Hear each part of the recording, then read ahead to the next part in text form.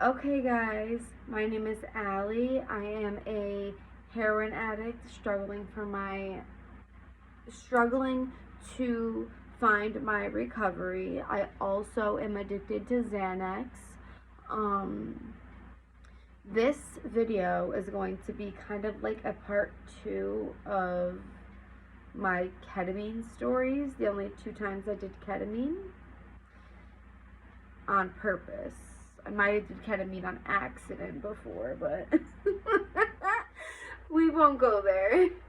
Alright, so if you want to see more of this pretty face, please like this video, subscribe, and comment. If you want to say anything rude, I can take it.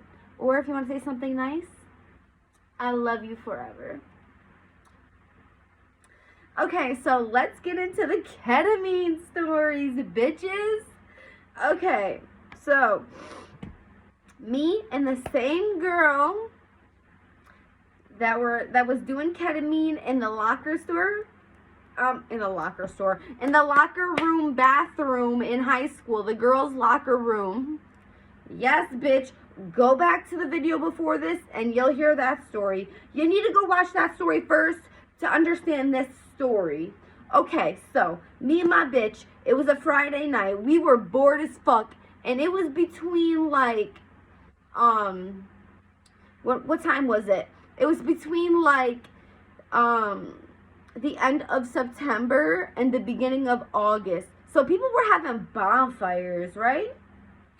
And we found like we wanted to party, so we heard of a bonfire like 40, like, no, not 40. It was probably like 25 minutes from our house, right? So our little asses get cute. We do our makeup. We put our lashes on so we can fly away from these fuck boys just in case. So we get there, right?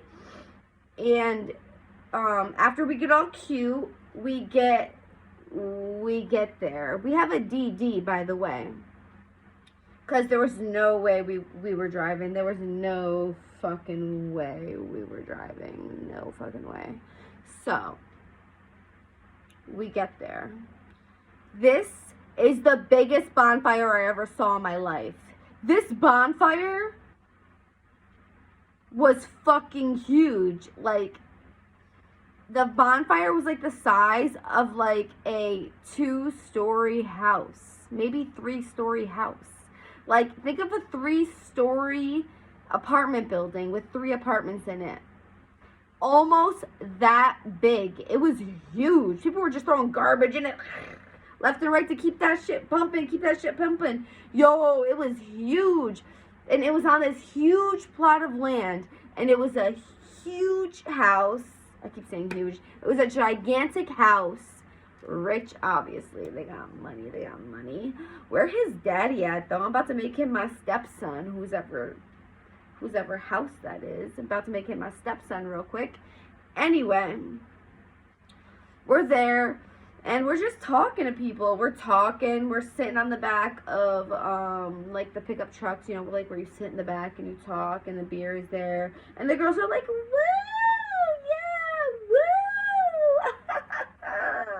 Yeah, no, that wasn't us. We were just sitting there drinking our fucking vodka out of our cups with our favorite juice. And I don't mix my drinks. What I do is I take the shot and then I go and then do that quickly after, because you don't want mad liquid in your belly. Like, why mix it and put mad liquid in your belly? That's just stupid. So just take a big ass shot and then a little bit of this. Taste gone, 0. So anyway, after like a couple of those, I'm feeling hot. I'm feeling sexy. I'm feeling it. Yes, I'm feeling it. By the way, I don't condone this. I don't condone drinking underage. I don't condone going to big-ass parties without your parents' permission if you're underage. I don't condone drunk driving. I don't condone all of the things, all of the bad things. I don't condone. I don't fucking condone it. Okay? Don't do what I do. I'm telling you these stories to not do them. So now this story is going to be a little more dark than the last story, right? So, these boys come up to us because we're cute, you know, we're cute and all. You know, back then I was real skinny. Not that I'm not skinny now, but like I was like 110 skinny and now I'm like 140 skinny, which to me, on my body, my 5'2" body, it feels like I am humongous, even though I'm not. So he comes up to us and he's talking to us.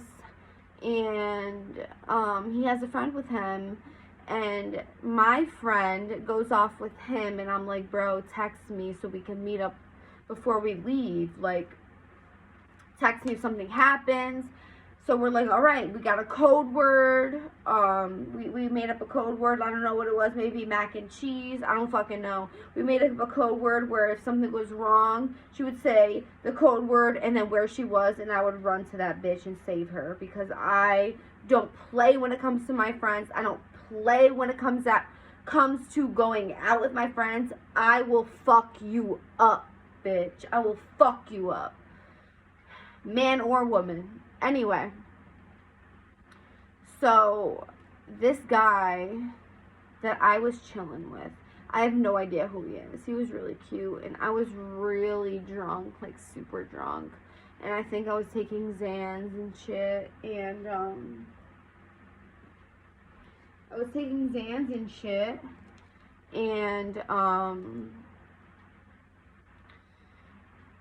I was like starting to like get real woozy, like I was like going in and out. And I remember being against the wall of the house, like leaning like this, and he's in front of me, and he's like has his arms like on my shoulders like this, and he's like on me, holding me, and I'm like, and he's like this, and rubbing me, and I'm like, yo, this dude thinks he's gonna get some pussy.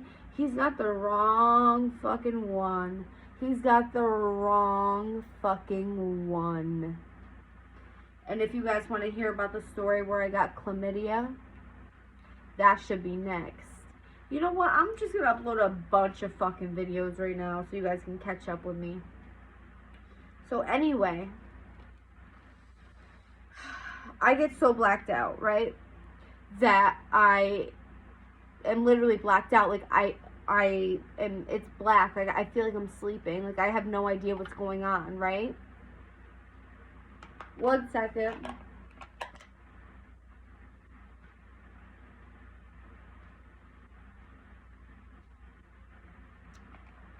I have no idea what's going on. And this was like a really secluded area.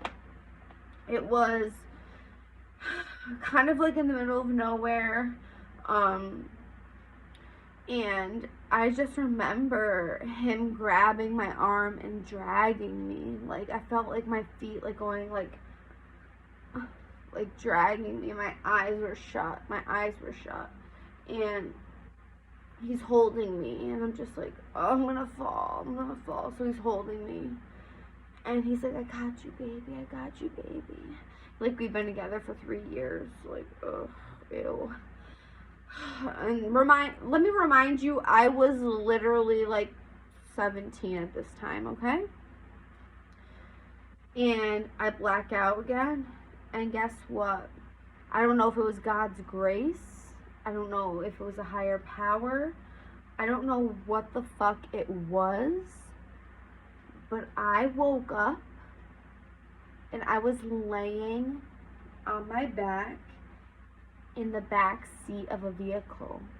The door of the back seat was open, and I was laying back like this. Like this. Guys, sorry, let me pull my pants up.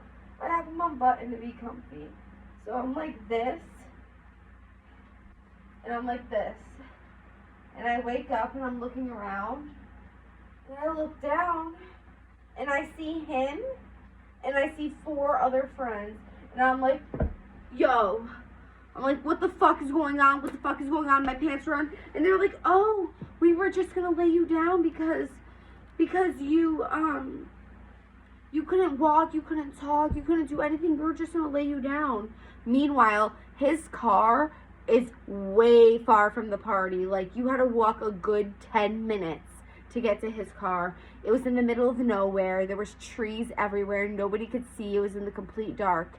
Him and 4 friends. God knows what they were going to do to me.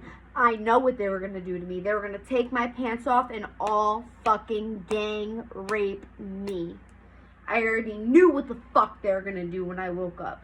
I got up and I started bugging the fuck out. I said, get the fuck out of my face. Yo, find a taser then. I'd be like, I tase every fucking one of them. And that's why when I have a daughter, I'm going to tell her all of these stories to put fear in her fucking heart. Because these men do not care. All they care about is pussy. Okay? Especially at a young age. And if they don't get pussy easily, they're going to go for a girl that is blacked out on ketamine. He is the one who gave me the ketamine. So who knows if it was even ketamine? Because he told me it was ketamine, but I blacked out, like, completely. And it was like literally a higher power, God's power, saying, wake up, wake up, wake up. I woke up, looked down, saw all 4 guys, one of them unzipping his pants, and I got up and I fucking bugged. They were all scared after that. They all scattered about, acting like I was the crazy one. Y'all, these men be trifling. Trifling, okay? Trifling. Be careful doing drugs at parties. Be careful doing drugs that you don't know. You don't know if that's ketamine. You don't know if that's cocaine. That could be fentanyl. That could be you could be taking your last breath after that. I could have gotten gang raped by 5 guys that night. I could have gotten assaulted that night. I could have woke up being fucked by all of those dudes that night, probably without a condom. Like, God knows what they got. Guys, this just gets me worked up. It gets me really worked up. Sorry, guys. You know, if you watch me, I touch my hair a lot in my videos. Get over it. If you don't like it, then leave. Anyway, that is my second ketamine story. So, anyway, the friend. Where'd my friend go? The guy who gave me the ketamine took my phone, right? And I was in the back seat of the car. I was like, where's my phone? Where's my phone? Like, rummaging to be quick, to like, go get my friend. I'm gonna call her Katie. I'm trying to get Katie. And he's like, oh, here's your phone. And I was like, you had my motherfucking phone? So what? So that all of you could rape me and I couldn't call 911 or nothing? And I was 10 minutes away from the party, which probably they wouldn't hear me screaming. And even if they did hear me screaming, they wouldn't know where I was coming from.